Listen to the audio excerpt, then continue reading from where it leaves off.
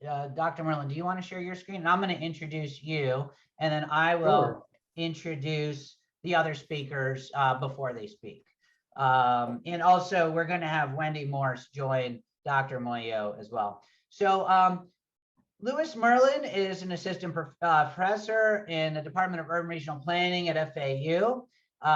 He draws upon a strong background in mathematics and operations research, as well as experience as a professional urban planner in his teaching and research.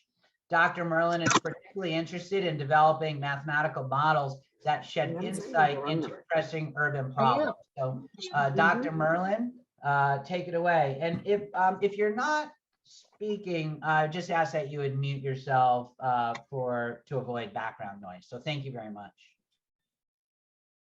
Thanks, John, for the introduction. I want to thank Hughes for hosting this event and for putting me on a panel with some distinguished panelists. Let's see. And I also want to thank my co-authors who are mentioned on this slide, including Ralph Buehler of Virginia Tech, who made this study possible. So I hope that if those of you who are planners kind of recognize this image over here on the right. It's an image of Clarence Perry's concept of a neighborhood unit, which dates back to the 1930s or the 1940s.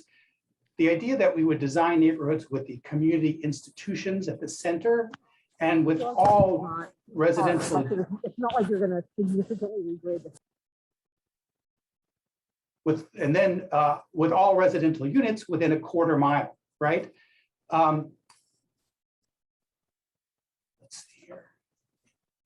So this paper. So I'm calling this circle the planner circle, because way before I was a PhD, before I came to Florida Atlantic University, when I was a practicing planner, we would draw these circles all the time. We would draw these circles for neighborhood planning, for activity center planning, for all kinds of purposes. So this paper was just published in the Journal of American Planning Association. So that's where we try to publish our work that's most oriented towards professional planners. I think this is the most practical work in terms of it can be put into use that I've ever published. I hope it is. I love to get feedback from professional planners on what they think, and also other research needs that you all think need to be addressed. I'm always looking for those. So I actually want to start with a survey on Slido. So you can open the survey with the QR code, or you can go to slido.com and enter this number 002164, and either one of those will let you take this survey. So the question of the survey is, when you draw the planner circle for neighborhood planning, what size circle do you usually draw? Because I've often heard both quarter mile and half mile. And I'm not sure, I don't know that I've heard guidance about when you use the quarter mile and when you use the half mile, or do you draw both, or do you do not really use this concept? So love to hear what some of you all, currently do or have done. In every planning project I've ever done, we've drawn something like this, a half mile or a quarter mile circle. So I'll give it maybe 1 minute. Seems like both is going to be the most common answer so far, although I see some none. It's interesting because I usually see one or the other, but I'm glad to hear that people are looking at both. So here's what interested me. I was trying to figure out why a quarter mile, why a half mile. There's some common sense to this, right? We know how far people walk, but I never saw a study. I never saw research into why these distances. So because I didn't see that study, I decided to do that study. So that's exactly what this paper is about. And I think I'll keep the poll open because people can keep giving their answers, but it looks like most people draw both, which is good. I think it's great that people draw both. So the question we ask is really simple. How far will people walk? So we look at actual walk distances from 2 national household travel surveys, the United States and Germany. So this is great because the United States and Germany do very similar travel surveys, and they both did in the same year in 2017, which is pretty recent. And so we were able to make all of these interesting comparisons about how people walk in the United States versus how people walk in Germany. We've got 75,000 walk trips in our data set in the United States and 160,000 walk trips in Germany. So we have the very rich, deep data set to do all kinds of interesting data analysis. And so the way we organized this is we basically created 3 thresholds for how far people will walk. So we said the 50th percentile, the median, if at least half people walk this distance, we consider this to be a pretty walkable distance. But we want to accommodate longer walks too. So we also looked at the 75th percentile, which means at least 25% walk this distance or more, and the 90th percentile, which means at least 10% of people walk this distance or more. So we're looking at 3 different thresholds. The shortest one is quite comfortable. The 75th is maybe a bit of an effort or a bit of a stretch, and the 90th is a little bit unusual, but we think we should accommodate these longer walks whenever possible, right? We shouldn't be discouraging long walks. We should be encouraging them. So what are the factors that affect walk distance? We did a literature review. Probably none of these results will surprise anyone. The built environment is very important, and there's so many different built environment factors, not just 1 or 2, but things like street density, shade, quality of sidewalks, aesthetics. The beauty of the built environment is important. Weather is very important, and weather is very understudied. Let me say that too. We don't have a lot of good data on the weather. Demographics, attitudes. Are people environmentally oriented? Do they care about their health? And trip purpose is also very important. Now, I'm sorry to say that everything that's in dark gray, we weren't actually able to study because they didn't ask those questions in the National Household Travel Survey. We're really taking a deep dive just on 2 factors, which is demographics and trip purpose. And we're kind of going to talk about the built environment, although it was the only way it was directly measured was density. That's the only direct measure of the built environment.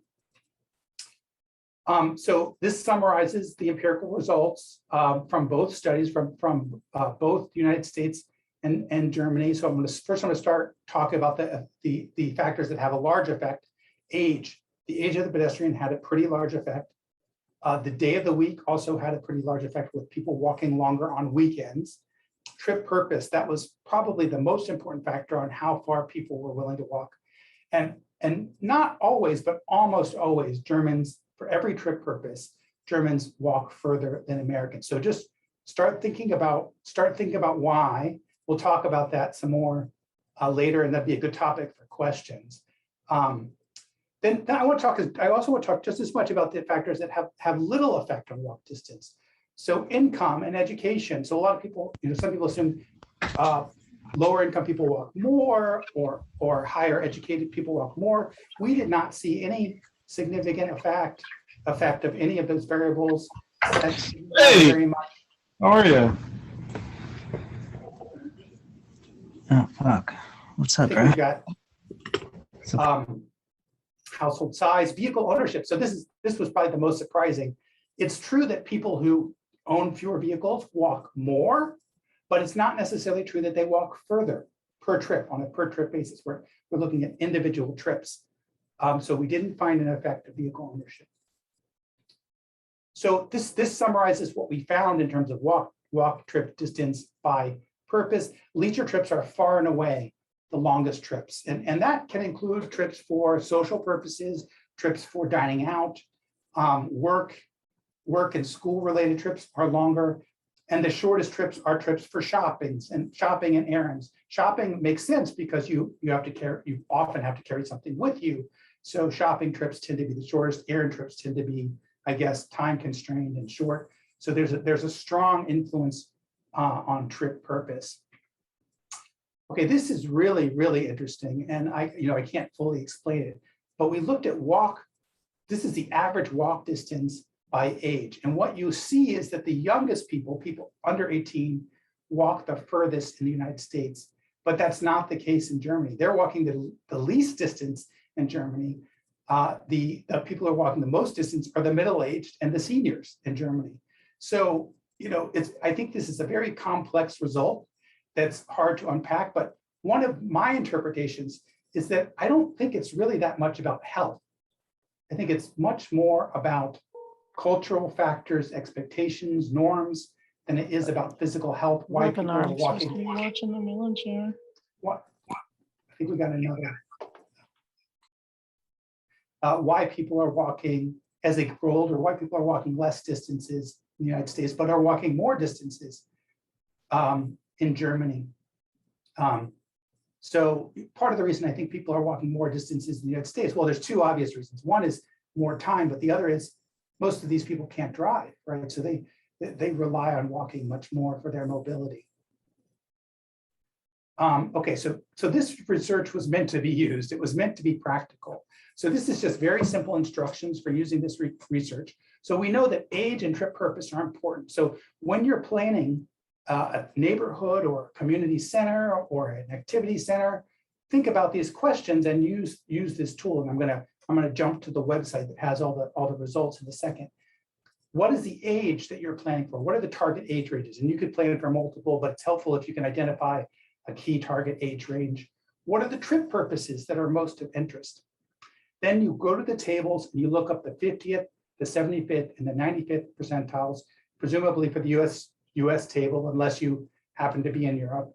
You can also cross-reference with the German table if you want to think about even longer walk distances, which are shown in the German table. And then you just draw those circles on your map. You draw the appropriate circles you need to plan for these distances. So I'm going to do two very brief examples just to make sure that this is quite clear.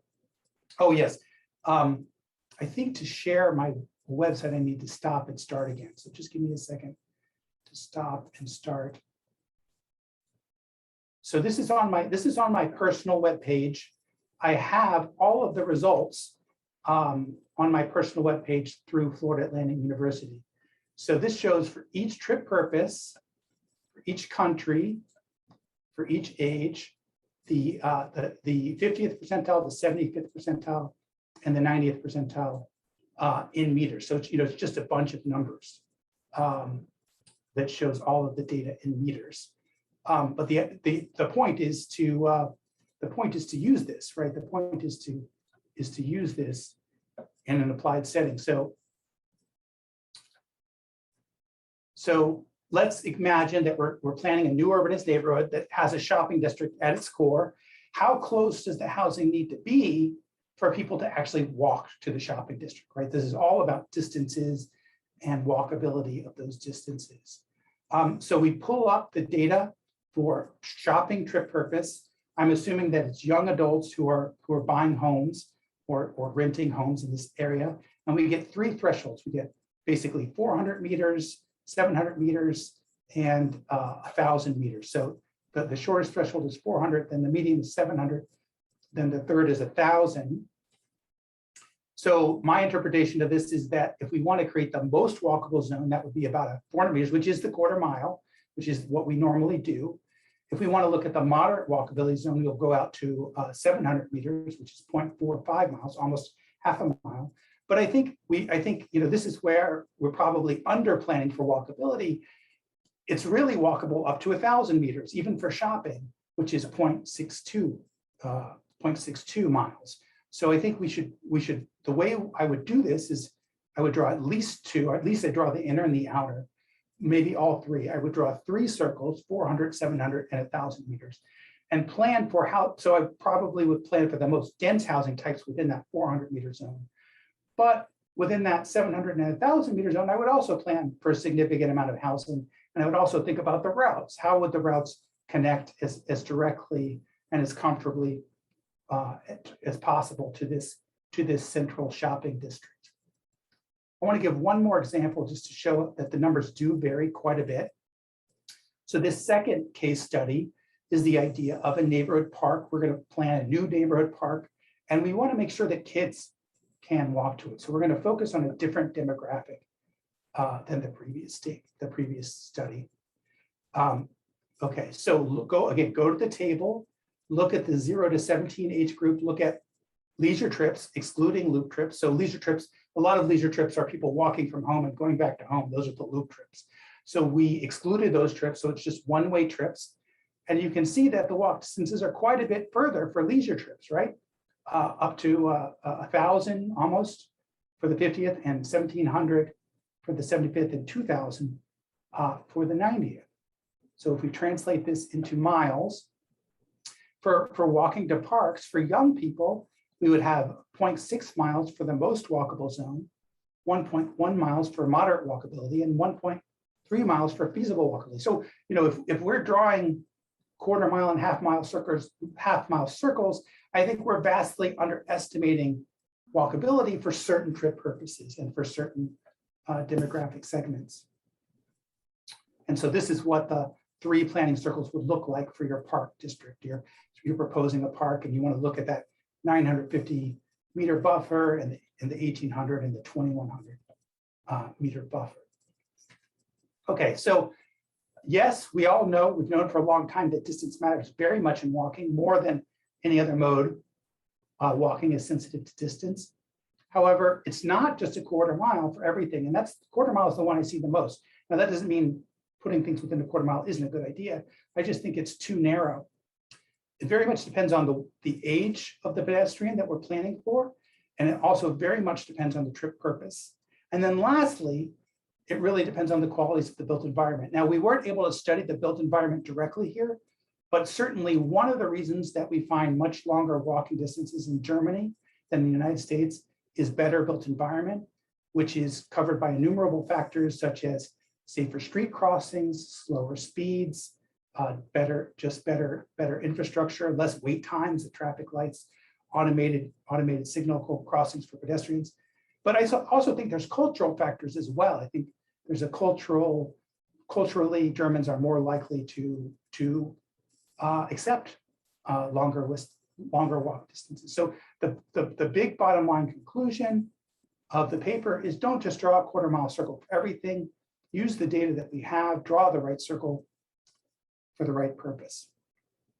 Okay, I'm going to yield the rest of the time to the other 2 speakers because I'm sure they have very interesting things to say.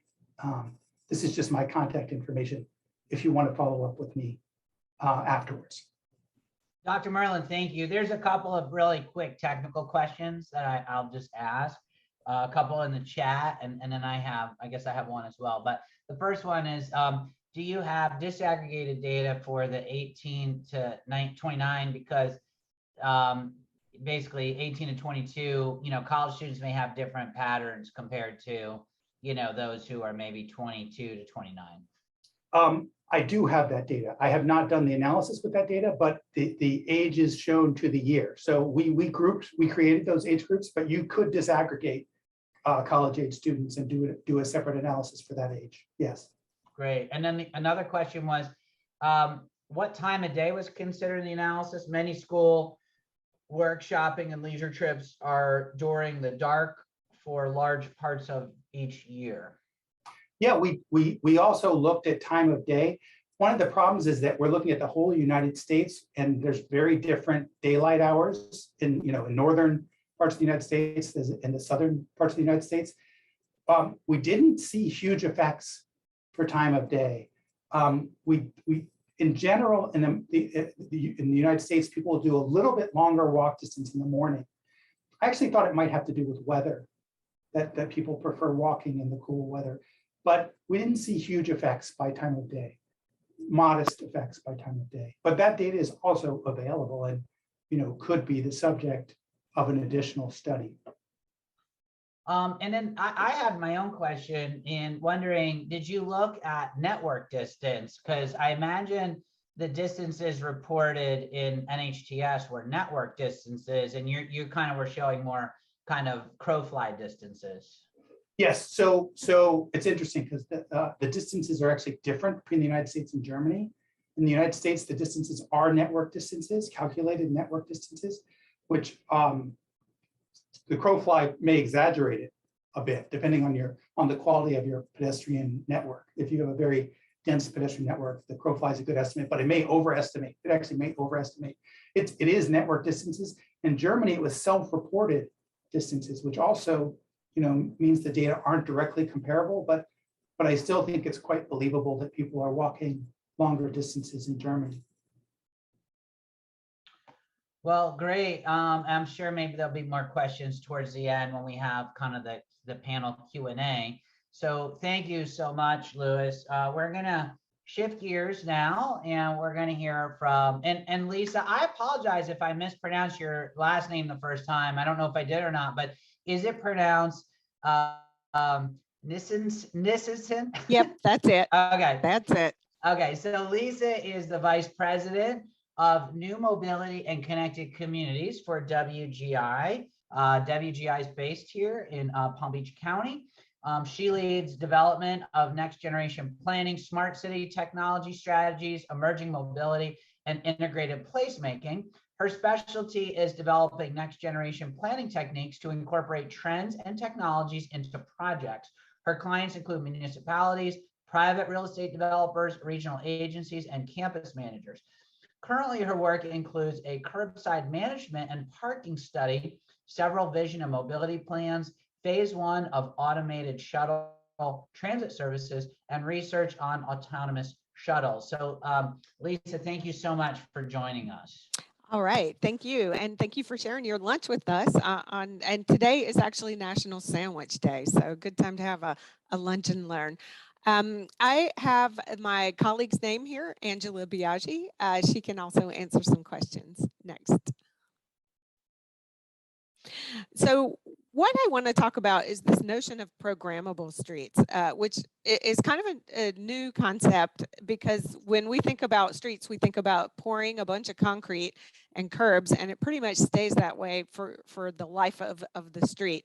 But right now we are going through really a renaissance in how we think about streets, and that's because streets don't do the same thing every day, and we're beginning to wake up to that new flow of the curb, but also this new notion of streets as real estate.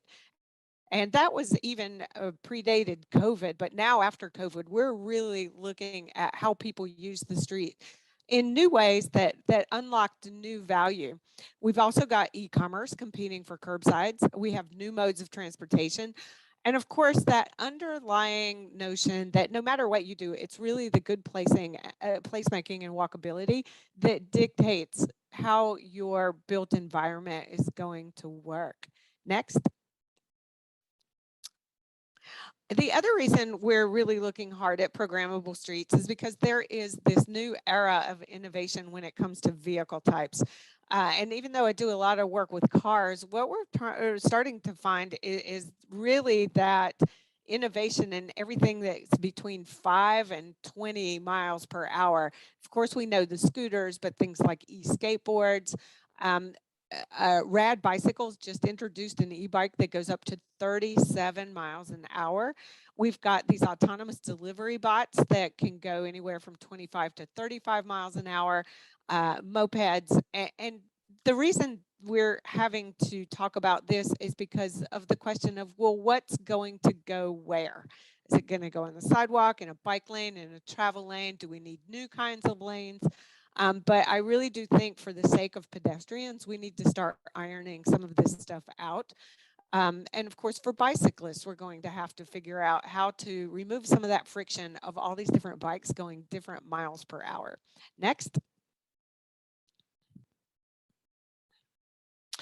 So we think that there's a new approach to start thinking about streets. And some of that is we're also in a golden age of experimentation and pilots. There's also all these new technologies and the interplay amongst them. Cities don't adapt one technology at a time, nor do consumers, and there's feedback loops amongst those. So what we want to do is help our clients learn how these feedback loops work and plan accordingly. We also know that infrastructure design matters for things like walkability and safe walkability. So we're going to need to reduce complexity, and that's true for humans and for robots. We need to design for flexibility and phasing, and we need to design for competition for space. That's just the world we're in right now. And again, just to put a very strong point, everything starts with good placemaking. Next. So why are we talking about programmable streets? Well, we have actually in the past programmed streets, and if you see on the left, this is how we've done it. You tend to put up a bunch of different signs that tell a driver when and where they can park, for how long, what kind of vehicle.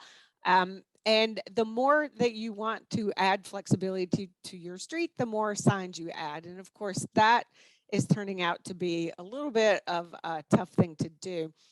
So what we're paying attention to is this new notion of programming streets, physically, digitally, and financially, and levering technology to get there. Next.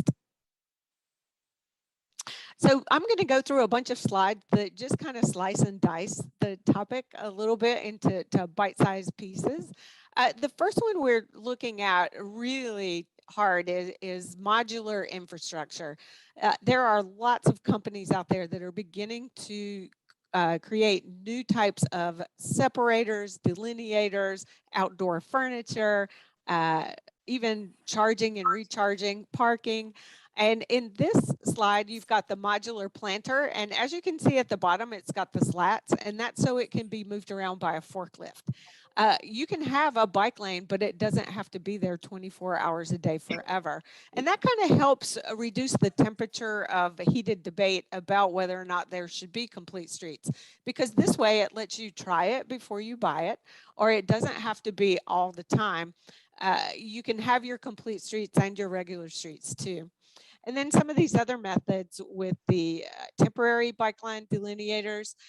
If you've ever been to downtown West Palm Beach, you see our famous retractable bollards, and that gives the city a way to program the streets based on what they want that parking space to be. And it could be dining, it could be walking, it could be events, it can be a flea market. But really this idea that you can begin to program what you need when you need it. And then of course we do have to have a very strong conversation on charging and recharging and what that infrastructure looks like in the built right of way, and especially on sidewalks for pedestrians. Next slide, please. We should also look at alleys. There are a lot of those here in South Florida, and we're beginning to see a lot of activation of alleys around the country, especially in areas where the real estate is really expensive or where you have a really popular downtown. A third reason, though, is with this autonomous shuttle here, we can expect a lot more deliveries by some of these robots. I doubt they'll be allowed everywhere, but alleys could go back to their original purpose of being that back door, that service alley where packages come and go, but then also being able to unlock that real estate when the deliveries aren't occurring to be places for people. Next.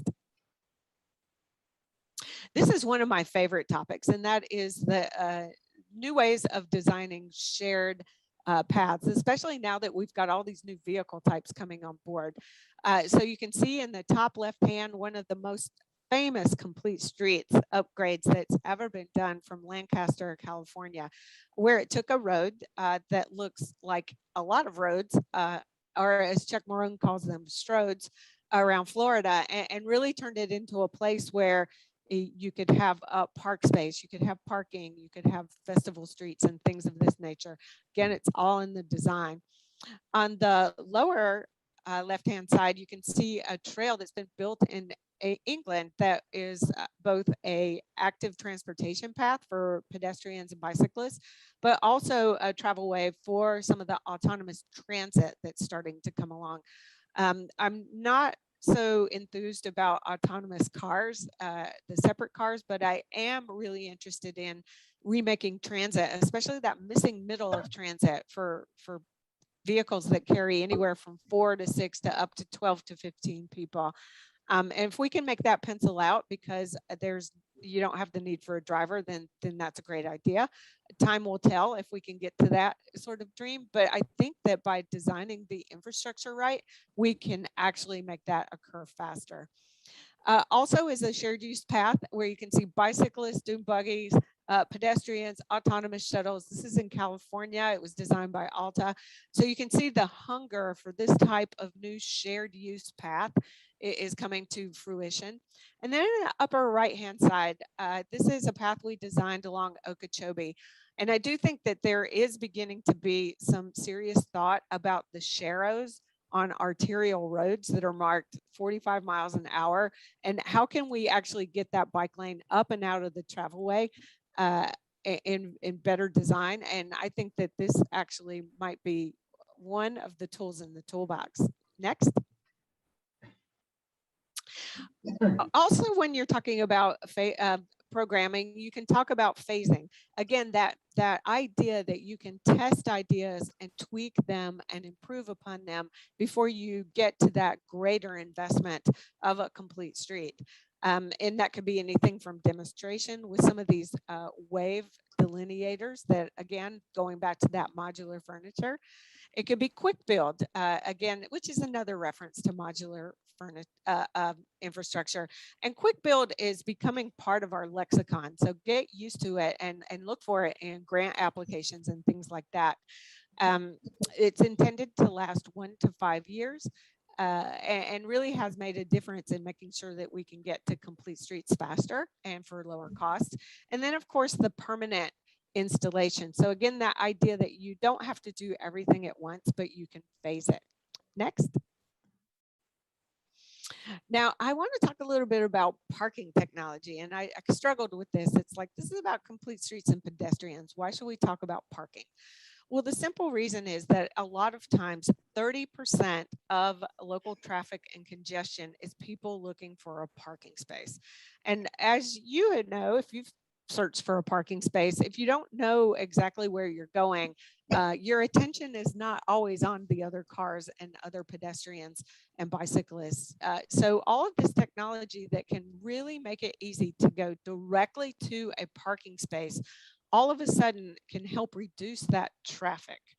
And so that's why I'm a big fan of this as something that's part of downtown mobility. So you can free up some of that space and make it less congestion and more visible. The second technology that could make a huge difference is self-parking cars. I think there was a ad during a Super Bowl one time on Pack the Car. But really what it allows is for cars to be parked closer together. You get out of the car, it slips into its space. You don't need that room for the doors to go in and out. So why does that matter? Well, why it matters is because it can reduce 43% of the space that's needed just to park cars, taking into account that extra space. So again, freeing up that space that can be used for better uses could be something that's a key to redevelopment and a technology that really can help us again unlock value from our built environment and redevelopment. Next. So what does it mean and how do you put this into place? And an example of curbside management is first and foremost, mapping and digitizing your streets.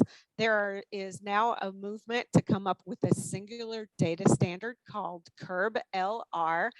And really that's just a common language for how we map out all of the different signage, all of the different street trees, all of the different types of parking spaces. So that entrepreneurs can come in and look at your data set and come up with that next new code that's going to actually help you manage your streets better. There are companies now like Cord and Curbflow that are beginning to build sensors and cameras into the built landscape. And then by applying artificial intelligence, it can actually help your city understand better the rhythm and the flow of the street and better manage it. And then here on the far right, this is an image from the American Society for Civil Engineers. You can imagine that you have dynamic signage. I think the term of art is variable messaging signage, pardon me, that during the time of day, once you know the rhythm of your street, you can begin to allocate and reallocate different parts of the block to the different uses that are in highest demand. It also lets you do dynamic pricing so that you can send those signals and actually let a driver make a decision on exactly where they want to park. They can park closer in, but it may be more expensive. And then technology will let them know where another parking space may be further out. And again, I know this is a presentation about pedestrians, but I think we need to acknowledge that drivers are part of the landscape. And the things we can do to actually help people park on the periphery and not be stuck in traffic, and then to walk because we've created great spaces is all part of the recipe to really driving towards that landscape that we really want, that mobility system that we want. Next. We can't forget that a lot of what's going to enable the digitization and the really technology-driven part of our street is that digital infrastructure.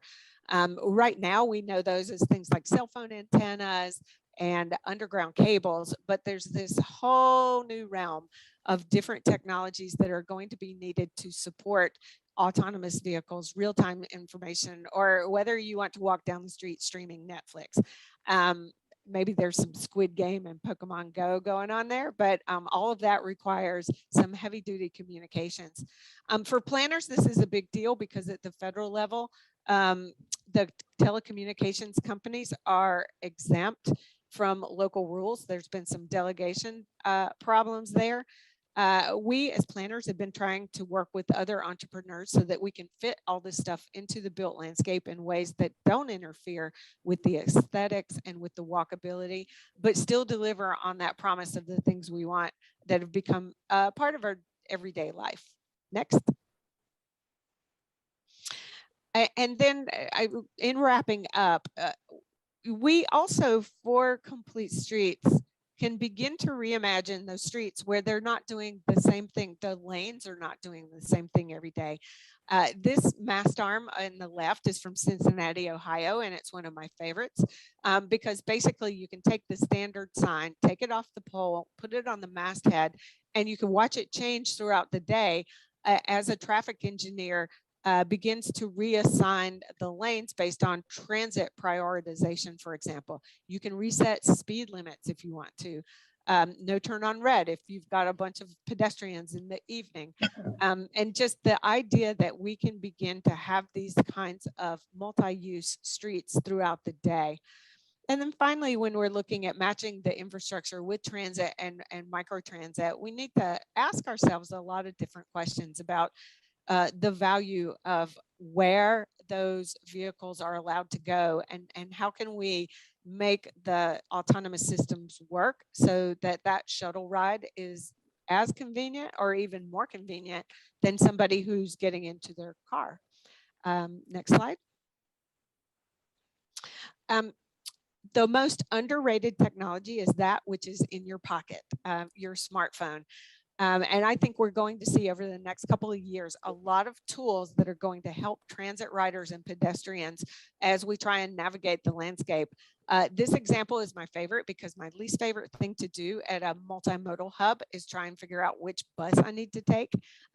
Move It has created augmented reality. So you just hold up your phone and scan the landscape and it tells you which bus, it tells you how many stops, and takes all that guesswork that makes transit so hard, especially if you're in a new town or you're taking a new route. So I just want to give a heads up on that and really challenge us to begin to factor this into how we plan for cities when there's pushback because, oh, we don't walk here, or, you know, it's only the young people who are pedestrians, which Professor Merlin proved wrong. We can begin to actually proactively plan for that future where the navigation by foot and by transit is so much easier. Next slide. And pulling it all together, you know, just making sure that the infrastructure, the architecture, the public works, the street design, and everything is working well in tandem. I could do an entire lunch and learn on this image, but I'm going to pass it over to Dr. Muoio. So thank you for your attention to this, your interest. I hope there was some knowledge and some delight in all of the stuff that we put together. So I appreciate it. And the question is Move It international? And indeed they are. And while we're on the Germany theme, I think they are located out of Germany. And they hope to become international because I think their tools are really fantastic. Lisa, thank you so much. That was an excellent presentation. I do want to kind of put in a small plug for a study that Dr. Merlin and I are working on with Serena. You know, sometimes when that is a kind of a similar to Move It. We are in the process of building an app called URide that is going to be oriented very similar to Move It, but oriented to university students here in South Florida, particularly at FAU, Broward College, and Palm Beach State College, with the hopes that it will kind of become like the university version of a Move It app that could scale nationally. And that's funded through the Kresge Foundation. We'll make that a subject of a future webinar. So we'll just kind of leave it at that. I am very excited to present the keynote speaker of this forum. Dr. Jeri Muoio is the former mayor of West Palm Beach. She was first elected mayor in 2011, and she was reelected in 2015. And that was after she previously had served for 4 years on the city commission prior to 2011. During her administration, she presided over economic resurgence of the city of West Palm Beach. Her strength focuses on, her focus was on strengthening the economy. It led to hundreds of new jobs in West Palm Beach. Under her leadership, business tax receipts grew by 61%, property values increased by 45%, job growth rose by 20%, and more, which is more than double the national average. She created the Flagler Financial District, which is now home to more than 300 financial services companies. As the mayor, she focused on making West Palm Beach a great place for employers to work, believing that employees who are proud of where they work will better serve the community. Through a partnership with the Great Place to Work organization, Dr. Muoio worked to build a work culture based on trust.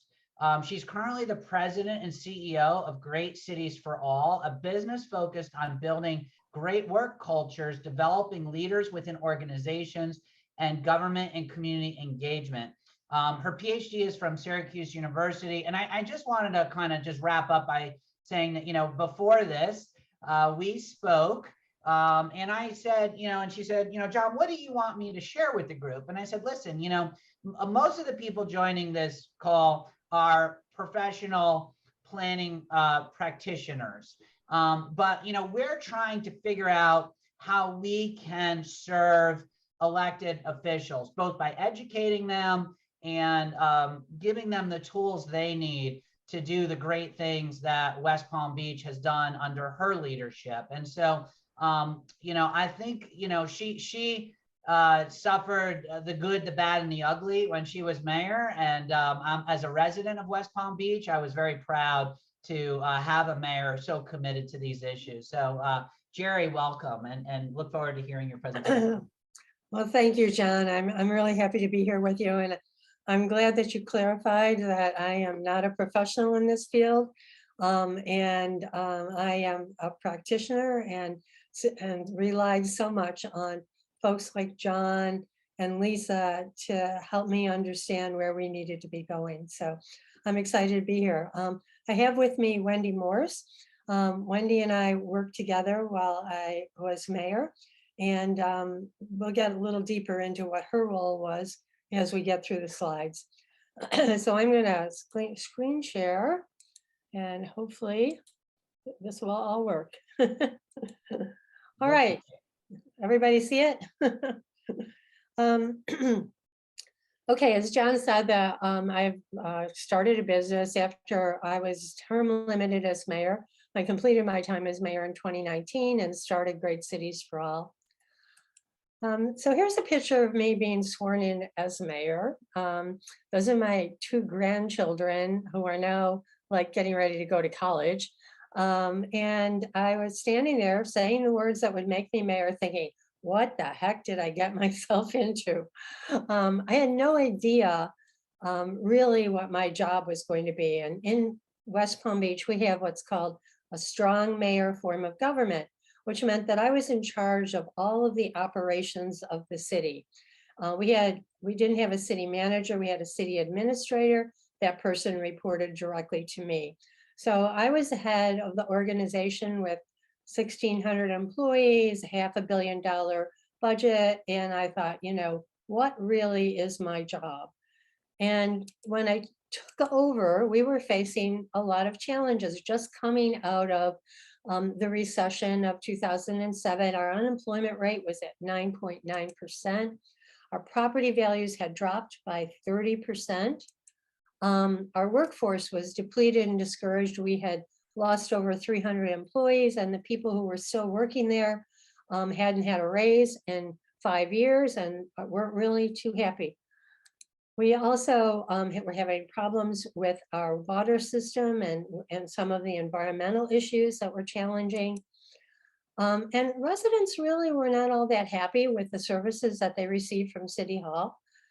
And we were particularly had limited new construction because some of the unhappiness rested with the challenges it took to get a permit to build in West Palm.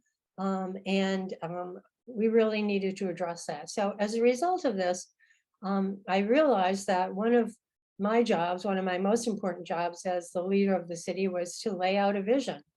And that vision included bringing more jobs to our city, lowering that unemployment rate, bringing people back to our city, making it easy to build in our city, addressing the organizational structure of West Palm Beach so that we had a development services department that was responsive to development that wanted to come in the city, and addressing environmental issues. So it was jobs, the environment, reorganizing city government so that it was more responsive to the public.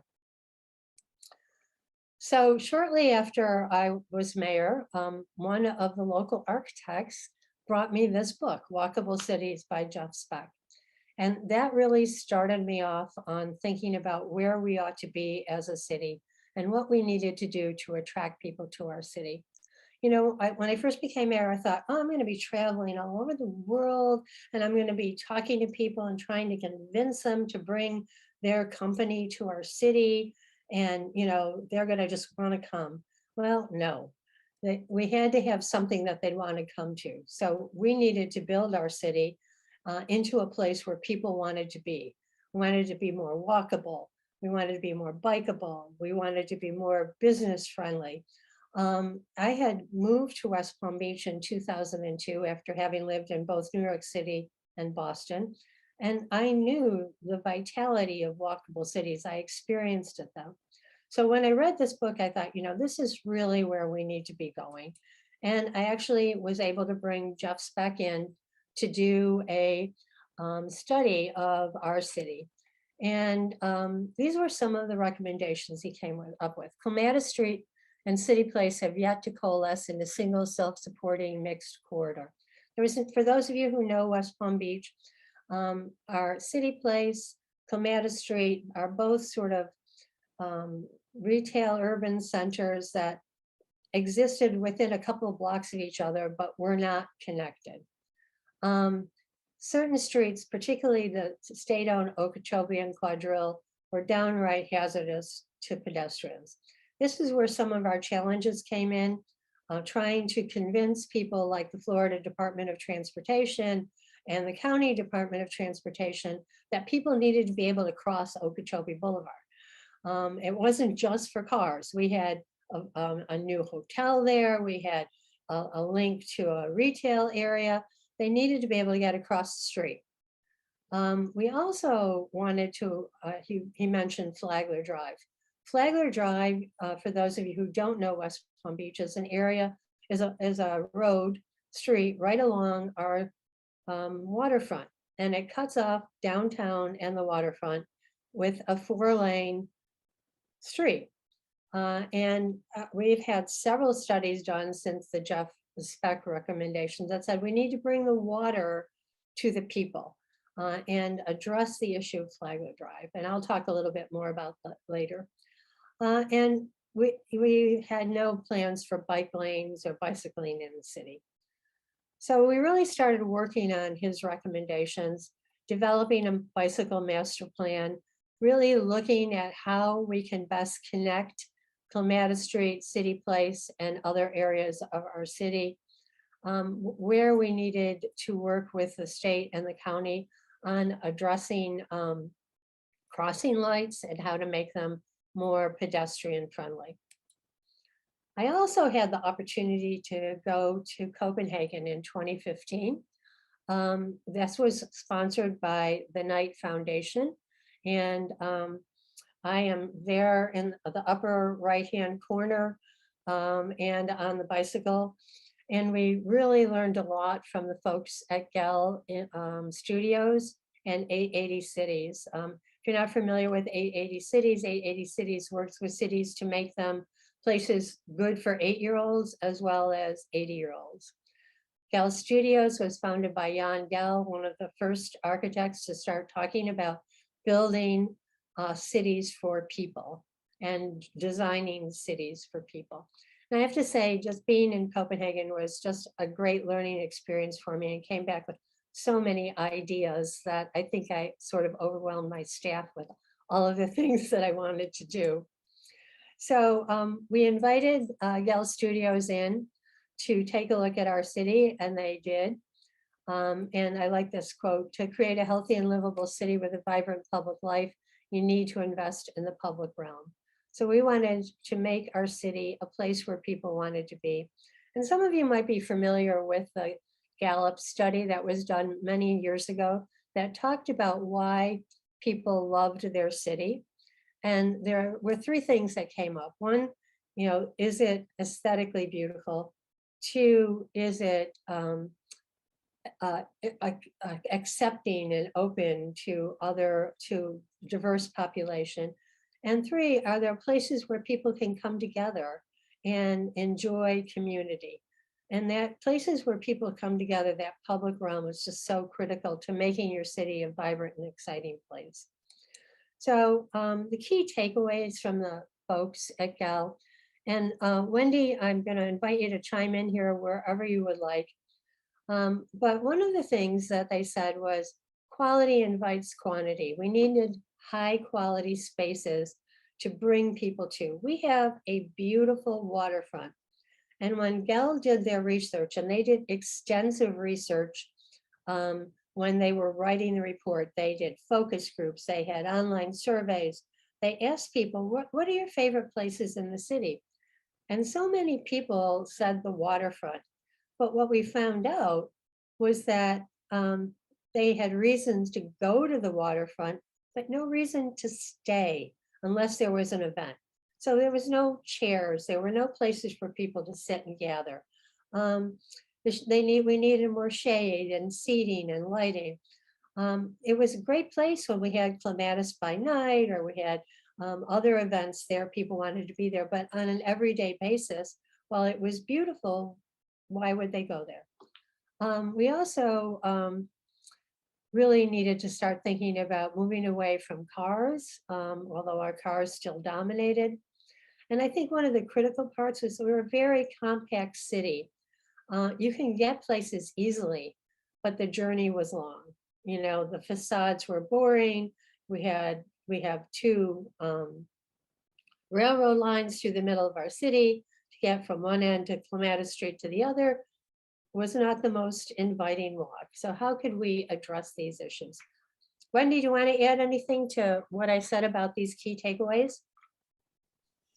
Not yet. I think you're doing great. And I think it's important, like John said, to have a leader like you who can drive some of this, because otherwise nobody has the bandwidth for it, So keep going. You're doing great. Okay, so again, these were some more of the recommendations, but we needed to prioritize safe, comfortable connections. So we needed to make it easy for people to get from City Place to Clematis Street. One of my favorite stories is I had a woman who was like, I am never walking. It's too hot. It's too uncomfortable. She lived in the 600 block of Clematis Street and worked in the 200 block of Clematis Street. So basically there was a 4-block walk for her. She drove her car every day to work. I'm like, how do I get you out of your car so you can walk to work? And we needed to plan for a human scale city and what that looks like. We had some empty spaces in our downtown, which are now filling in. We had some boring facades, which are now much more interesting because our very extensive art in public places. There's murals all over downtown. We bring the water to the people has been something that we have been wanting to do since 1994. And Wedney and I and a couple of other people took on a pilot project to eliminate 2 of the lanes on Flagler Drive and make those pedestrian focused and eventually part of our waterfront park, and use the other 2 lanes for north-south traffic. We did this, we closed off 2 lanes, we moved to north-south traffic in the other 2 lanes. We had studied the number of cars on Flagler Drive. We knew if we could do that, it wouldn't be a traffic problem, but we had a huge uprising of people who were not happy. And they did not like this idea. It was a pilot project. We wanted to start it. We had some people who were moving into one of the more expensive high rises in our city who put a lot of money behind fighting our plan. And we stepped away from it because we couldn't fight it, actually. And this has been going on since 1994. And I hope someday we're going to be able to do it. But there's always those not in my backyard people, right? And I love this one. All neighborhoods should have a favorite place. I think as we're transitioning to sort of different work styles, the central business district is going to become less and less important as more people work from home for part of their work week, which means that the neighborhood business areas are going to need to be important, and we need to focus on those. And building those favorite places in our neighborhood is going to be critical. So Gal recommended several ideas to us. One of them was to complete Clematis Street. And the second was to do something called Dance into the Sunset. We have moved forward and completed Clematis Street. We redid 5 blocks of our main street in our city, making it available for multiple uses. Lisa talked a little bit about this with movable bollards. It's a space that's shared by pedestrians and cars. And it worked out so amazingly with COVID because of great space for outdoor dining. So the restaurants along Clematis Street could easily convert to outdoor dining. We could have our flea market on Saturday there, connected to our green market on the park. And we can connect to City Place, now known as Rosemary Square. We also worked on Dancing to the Sunset. And what that meant is in West Palm Beach, there's a street called Rosemary Street. On one end of Rosemary is City Place and a brand new Hilton, our hotel. On the other end of Rosemary is our historic African-American Northwest neighborhood. That neighborhood, 10 minutes walk from downtown, and people rarely went. We bought the Sunset Lounge, we the city bought the Sunset Lounge. Sunset Lounge was part of the Chitlin Circuit back in the 40s, where Black bands could play. One of the few places in the South African-American bands could perform. If you ever watched that movie, The Green Book, that's what the Sunset Lounge was about. So we purchased it and we're in the process of renovating it. And then we started to talk about how do we connect? How do we get people from the Hilton Hotel, from City Place, to walk 3 blocks down Rosemary, 4 blocks, to attend a jazz concert at Sunset Lounge? So Wendy, I'm going to turn it over to you. You're unmute. Sorry. I'm sorry, Someone Wendy. just asked, most cities don't have someone who is in charge of making great public spaces for people. So I was sharing that was my role under you. And part of that was we strategically created spaces along the way, like breadcrumbs, so that people would come up and start to be comfortable with walking and transitioning from our downtown north towards the sunset. So talk a little bit about some of the events that are occurring now. So we started doing something called Fourth Friday on 4th Street, which was an outdoor event. We created a kind of like the picture down here on the lower left, where they could walk. We'd close down the street. They'd come up, spend some time. It was free. There was the opportunity for food. So a lot of people in the Northwest neighborhood were cooking in their homes, and they would have these like catering type of businesses. And we were able to give them a little incubator space so that they could start earning money in our public spaces, and people got to know them and started to build some bandwidth, because one of the projects that was going along with the sunset was a place called Sticks Alley, where they were going to be spaces for small businesses, family run. And that way we could actually give the opportunity to local residents who had been living in the neighborhood, which happened to be one of those lower socioeconomic neighborhoods that had been impacted literally by the highway back then would have been Palm Beach Lakes Boulevard that cut the Northwest neighborhood in half.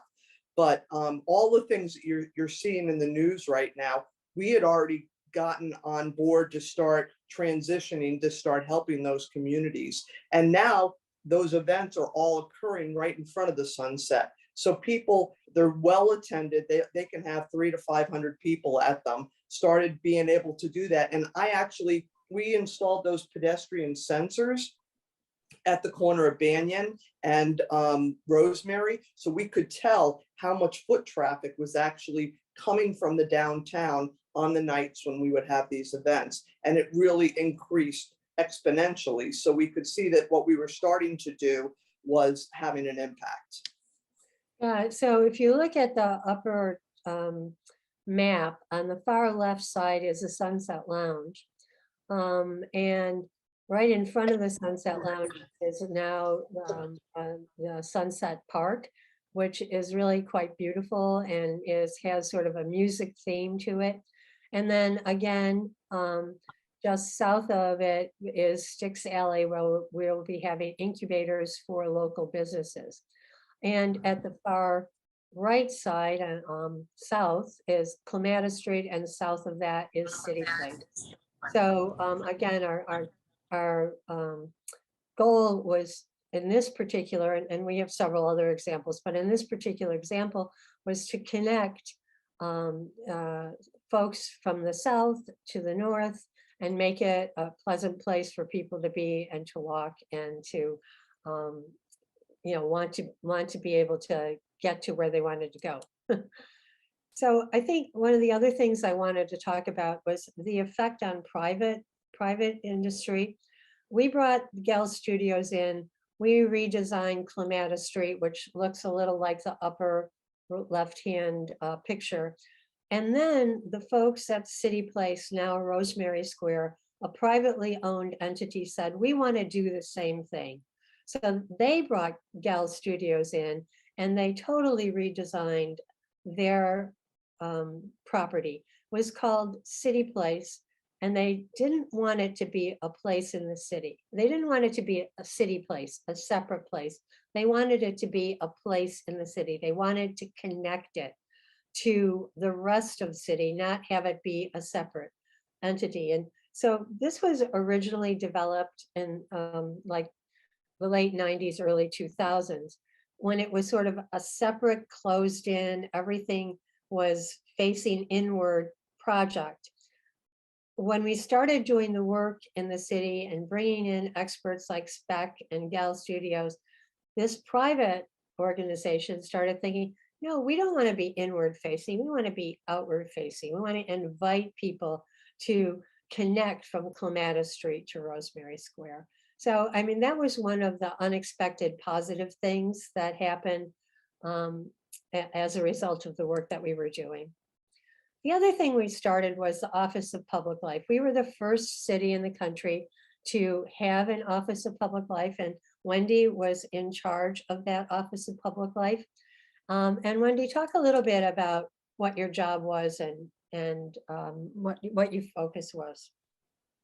So as you can see by the video, it was really to be a communications hub directly to the mayor, and to eliminate some of the political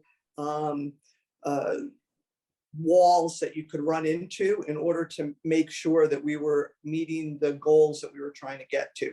Because just as she was discussing the bollards on Clematis, that was a huge fight because the cost went up exponentially. But it wasn't just important now when you think about shutting the street down, but we were having, I come from a policing background, and we were having issues with different vehicles mowing down people. So if we were going to create a city that that felt safe, things like bollards for particular types of events were really important. But you had to have somebody who had the backing of the mayor and the bandwidth to be able to fight, if you will, some of those battles, to make sure that the things that were necessary to make it a great space were included.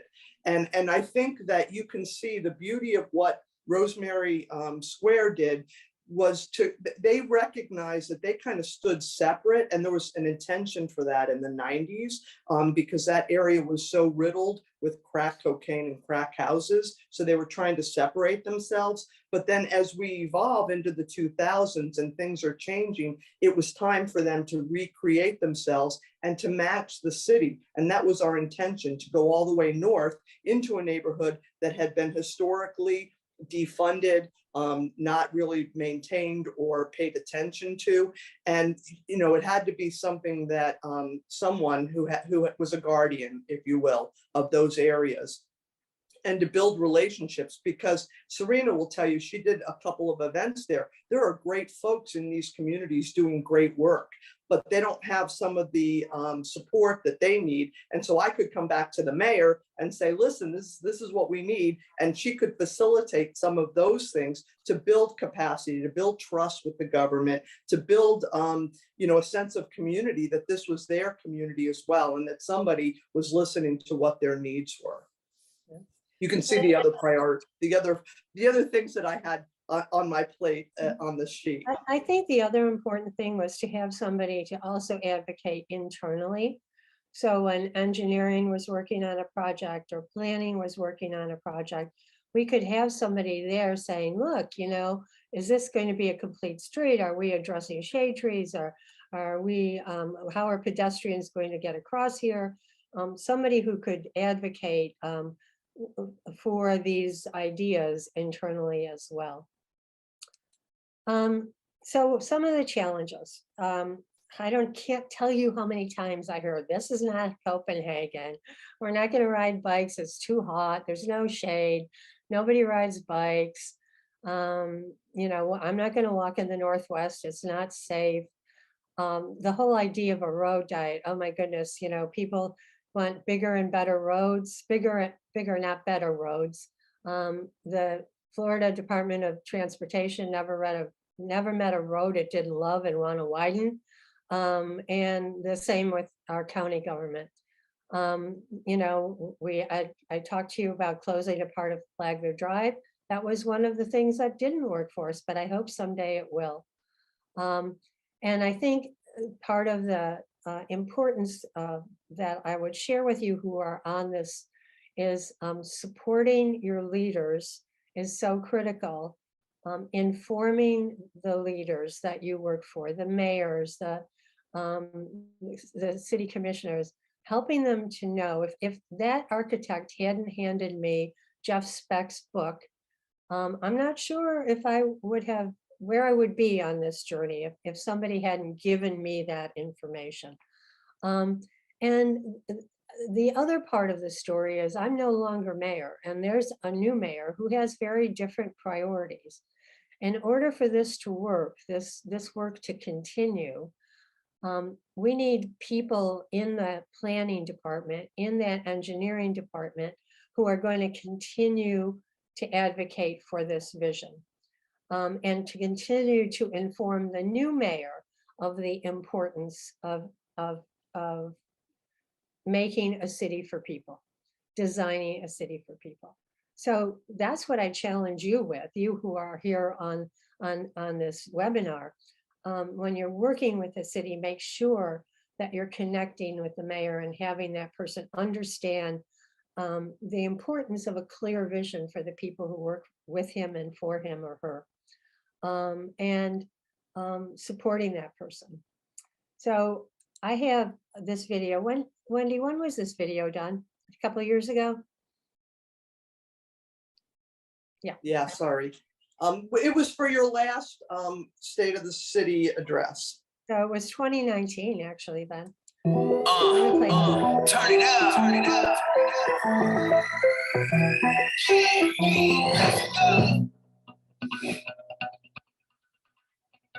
It's time to set the stage for our future. Rather than building a city around cars, we're trying to build the city around people. In order to have a vibrant city, we needed to have vibrant public spaces that people wanted to be in.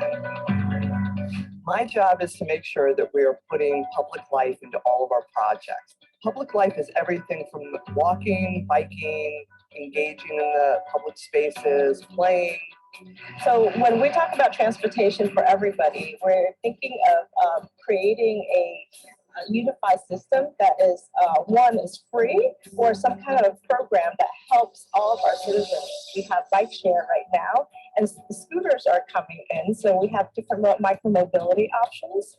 The other thing that we're doing is expanding our trolley network by taking it north and south of the city and all the way out west, which hasn't been done before. We've been really lucky to partner with FPL to bring some solar trees to our city. And it's one of the many things that we're doing to look at renewable energy. When you live in a sustainable and resilient city, businesses are going to do better. Our large tree canopy program, we're looking at specific areas where we want to enhance walking and biking. So around downtown, our northwest. I coordinate the Mayor's Village Initiative program, which is focused on reducing violence and improving outcomes. In time, we can continue to build trust and, build relationships between these two areas of the city. All the departments are working together in a way that I've never seen before to create outcomes that are going to make the city just like the place to be.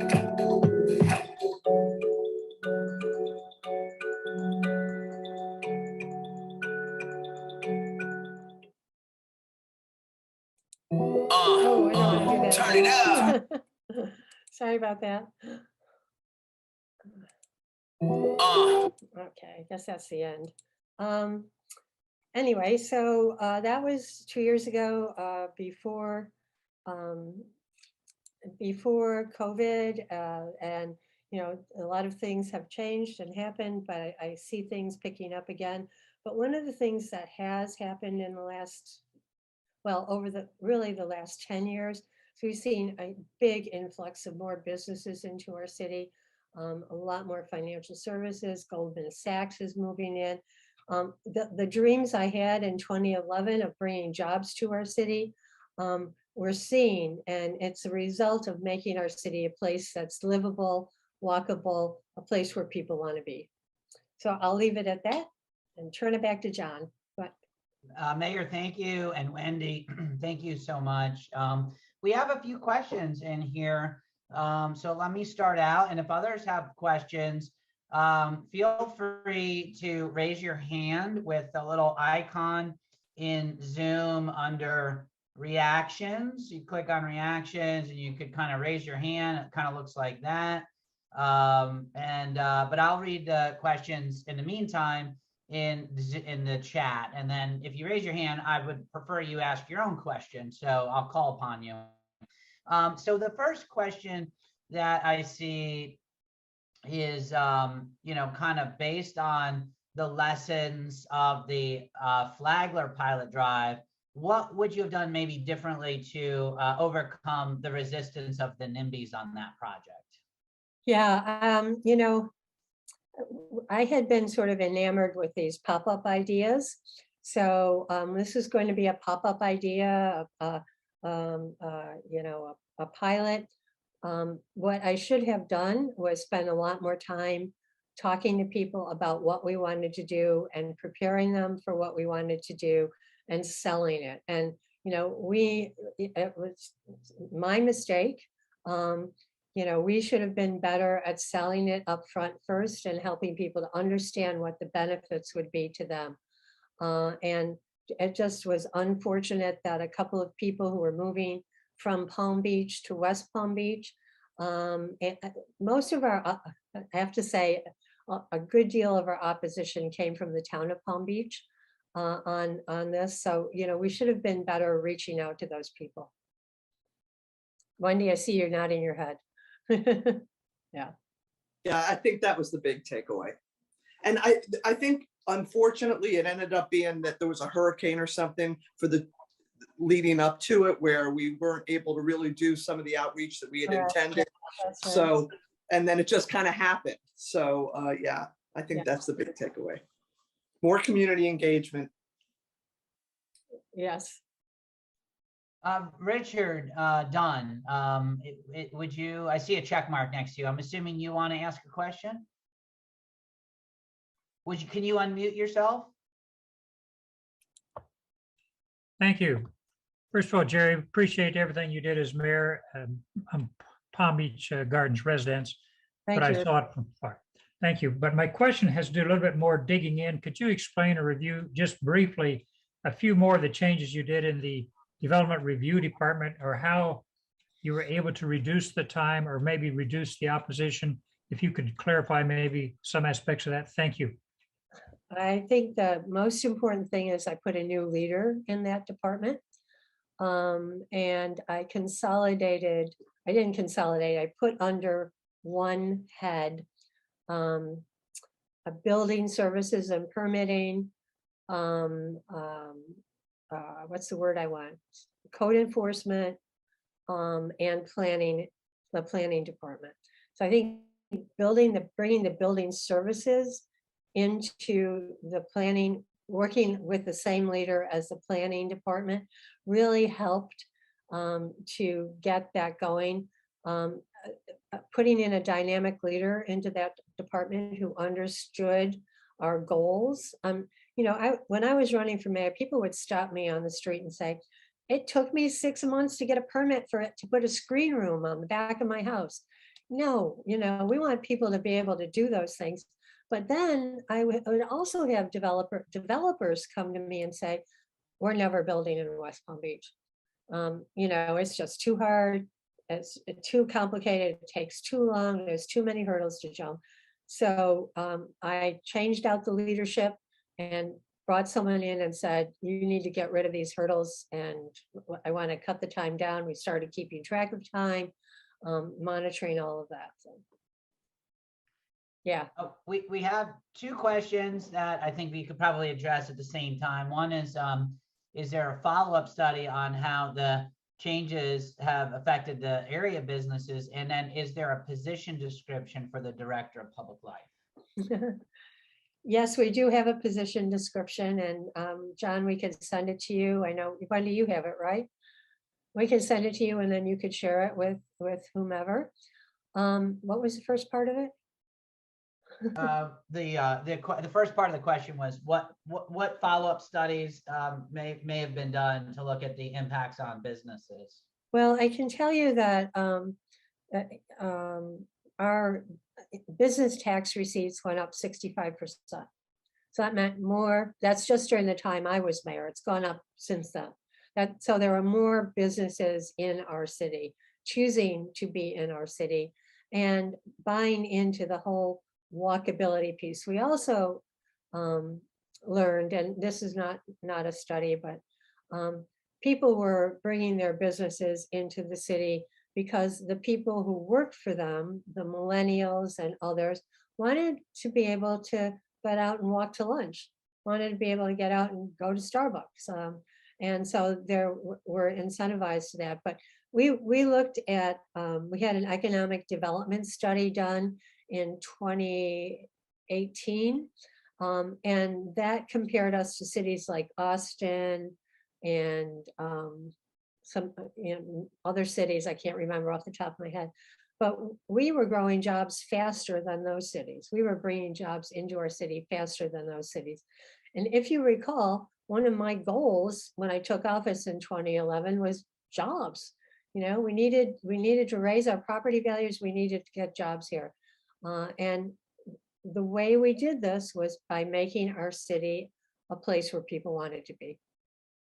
And that was something I talked about all of the time when I met with our working people, when I met with our department heads, when we had any kind of event. I talked about how important their jobs were. You know, the people who picked up the garbage, the people who cleaned the streets, the people who mowed the lawns at the park, how important their jobs were to making our city a place where people wanted to be.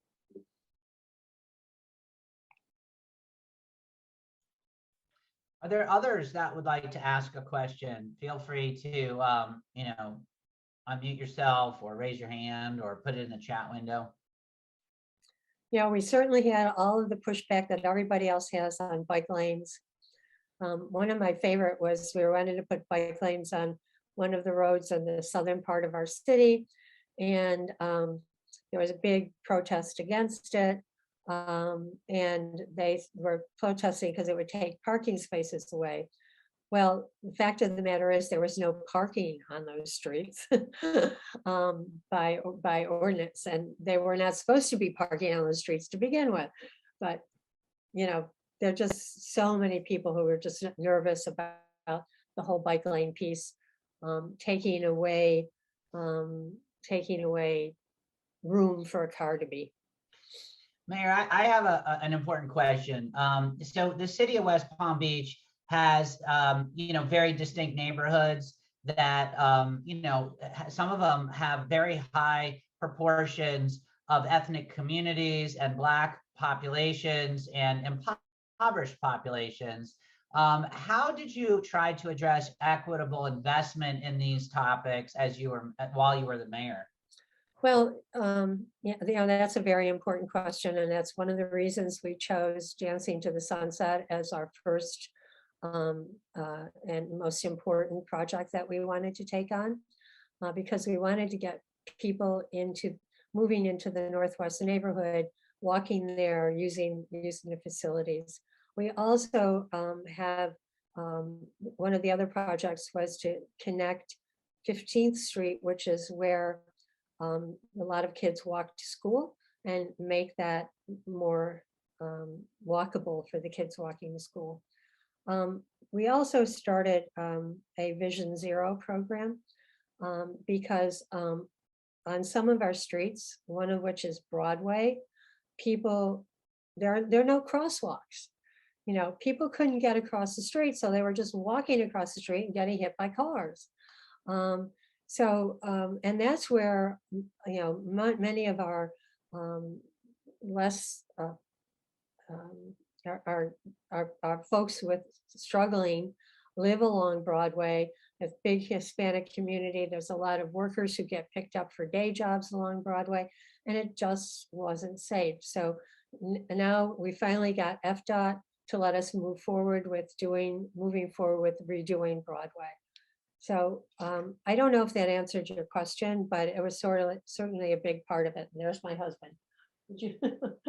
John, can I just follow up and say that, like, if you go to Windsor Avenue in the North End, all these projects that were coming online, Broadway, there was one on Pinewood, any project, I helped with Lake Avenue in your neighborhood. I helped with south of that, down by Garden Avenue, down south. So I was strategically involved with every single project that was coming online in the city to ensure that there was equity. And you're going to see Tamarind Avenue coming online in a way that's going to look like Clematis. That was a lot of politicking and making sure I stayed firm in the finishes because they're expensive and there isn't a lot of business there right now, but there will be. So the mayor empowered me and helped support me to make sure that that was happening across the city equitably, no matter whether it was a rich community. We did something on South Flagler because there was a drainage problem and trying to start building resiliency. And we know Penny Redford and her team did a whole resiliency study that was being built into all of this work that we were doing, because we know that the communities of color are going to be disproportionately affected by climate change, more so than the other neighborhoods. So we were actually strategizing on ways in those communities to do the cooling centers and the things, you know, to protect them from flooding and all of those kinds of projects, to make sure that it was happening citywide equitably. That was part of the function. She had, you know, me as her arm, making sure that that was happening everywhere. And you know, to go back to my original statement when I first became mayor, wondering what the heck I was going to do and what my job was, what I quickly learned was that my job was to make sure people like Wendy and all of the 1,600 employees in the city had what they needed to do their job. They needed a clear vision, they needed financial stability, they needed empowerment, they needed to be involved in decision making. All of that was what I ended up, I quickly understood was what I needed to be doing. Thank you both, Jeri and Wendy. There's also a question in the chat for Professor Merlin. You gave an example case study of walk to a park. Have you explored and promoted a 10-minute walk to the park idea? And have you explored partnering with county parks and recreation? Yeah, I mean, I would love to partner with a local parks agency. I think there's different kinds of parks that people get to different ways, different scales of parks. You know, we have our larger natural parks that people tend to drive to, and then we have neighborhood parks or pocket parks that people tend to walk to. I would love to do a study of that locally, but you know, one of my main findings is that I think people will go a good deal more than 10 minutes to get to a neighborhood park. Well, I think we've come to the end of the webinar. Are there any final burning questions? Well, you know, this is just incredible. You know, we've ended the hour and a half with 58 participants. We have had very few people drop off, which just speaks to the level of interest of the speakers.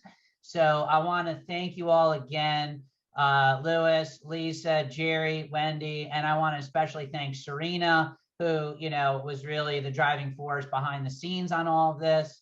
And please, you know, keep us, you know, look at your emails. We'll be sending out future newsletters about upcoming webinars. And so thank you all and have a great day. Thank you. Bye.